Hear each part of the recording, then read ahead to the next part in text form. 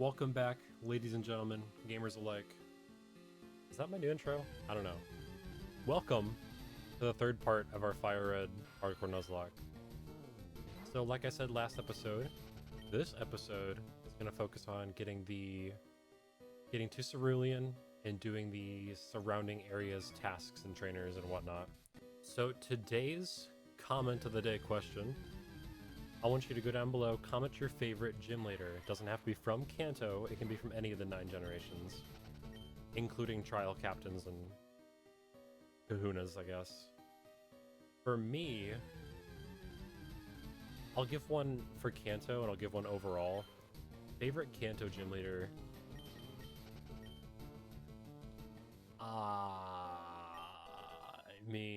there's the Moonstone, first off.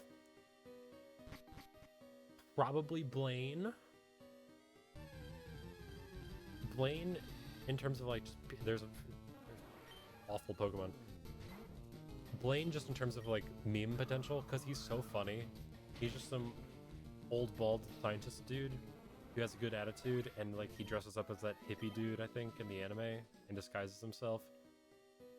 And he's just cool. I like the lore around him and Mr. Pokemon. Or not Mr. Fuji, how they were scientists who worked on the Mewtwo project and blah blah blah. But he's just cool. He's funny. Kanto doesn't really have like a bad gym leader, I would say. The weakest maybe being Erica because she's boring, doesn't do much. Other than that, all the gym leaders in Kanto are pretty solid. For overall favorite, there's not really many that stick out to me, I'm gonna be honest. I'm gonna spitball a few. I like Maylene from Diamond Pearl Platinum. I like Crusher Wake from Diamond Pearl Platinum. I like let's see. Clay from Driftvale City in Black and White and Black and White 2. He's probably my favorite, I'm gonna be real, because he's just some really cool tycoon cowboy guy with his own mining service. He's sick. I like him. Any other like cool ones? Raihan. I really like Raihan from Sword and Shield. His double battle gimmick is really fun. Plus he's just got a good attitude. I like him. That might be... Oh, and what's Larry? Larry from Scarlet and Violet. Easy goat. I can't imagine somebody not liking Larry. So go ahead. Tell me in the comments below who your favorite gym leader is. Another idea I have for the channel is, I don't know if you guys know, but I am an artist, and I graduated from college with an art degree. So I'm the guy who does all the thumbnails, does the overlays, does everything. I even help some of my friends with their YouTube stuff and whatever they need sometimes. Should use Quick Attack. Holy shit! Okay. Let's get UAV out of there, shall we?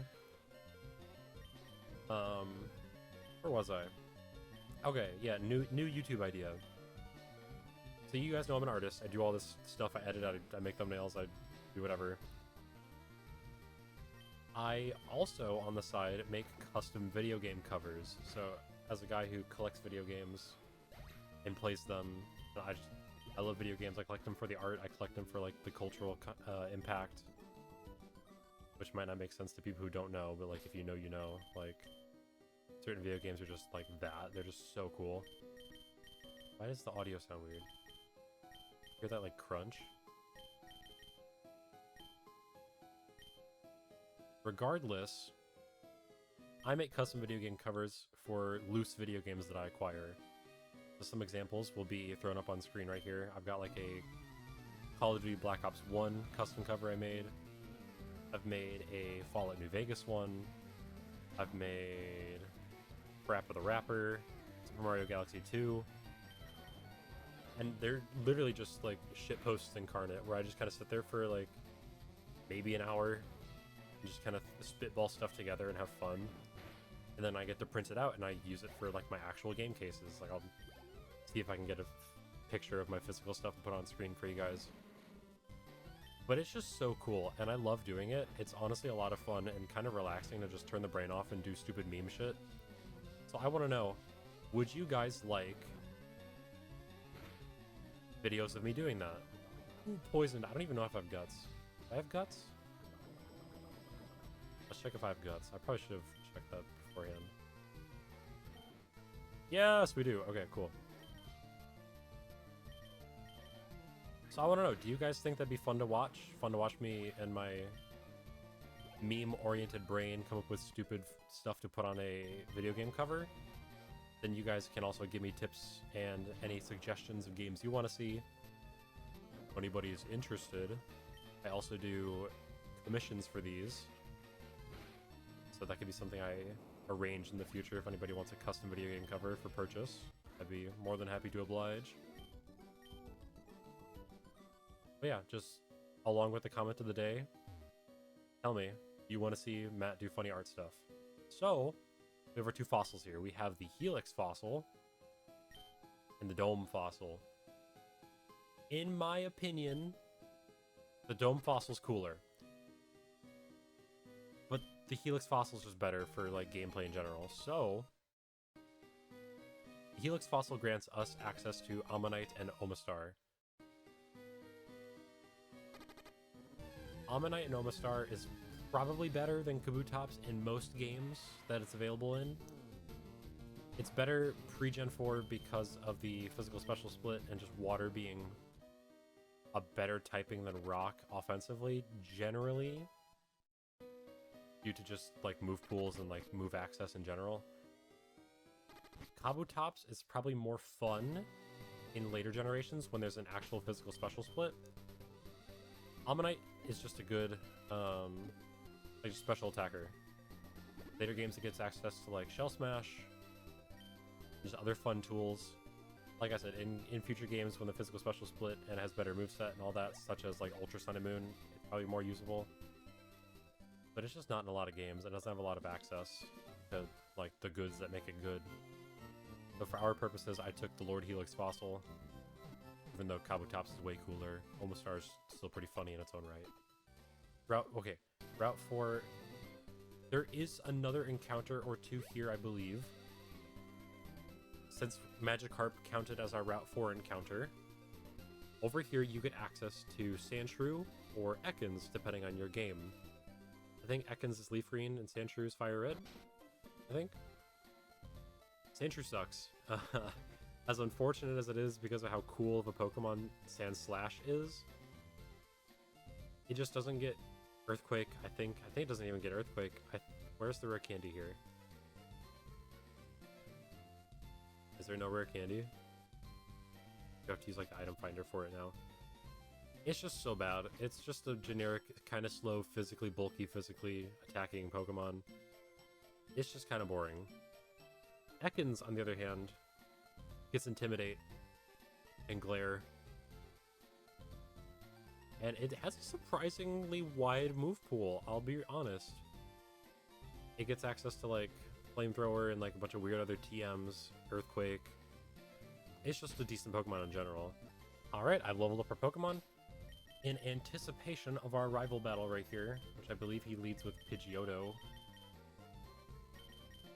I'm just gonna start Rattata.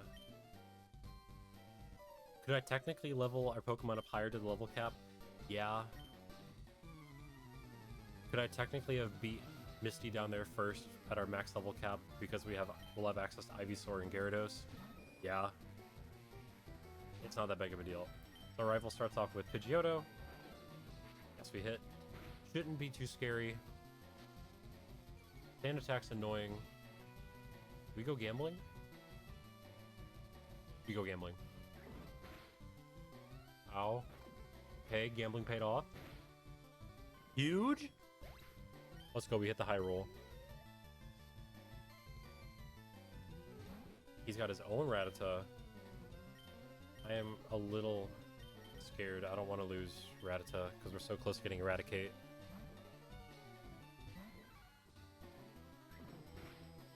Yeah, Mankey should be able to tank that easy. Unless it crits. Fine. Cool. right? Next up should be Abra. Yup.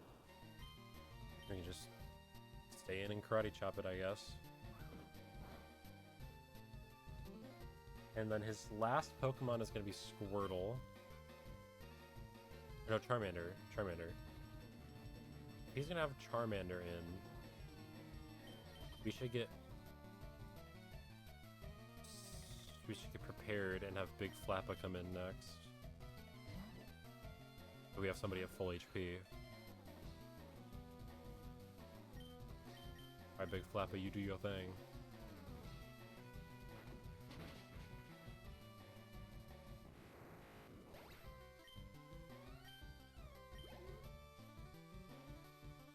Finally, we have Charmander. Level 18's kind of scary. It outspeeds us. Okay, not that bad. That is bad. We risk a Supersonic. I don't really want to risk the Supersonic. I'm gonna be real. Fight.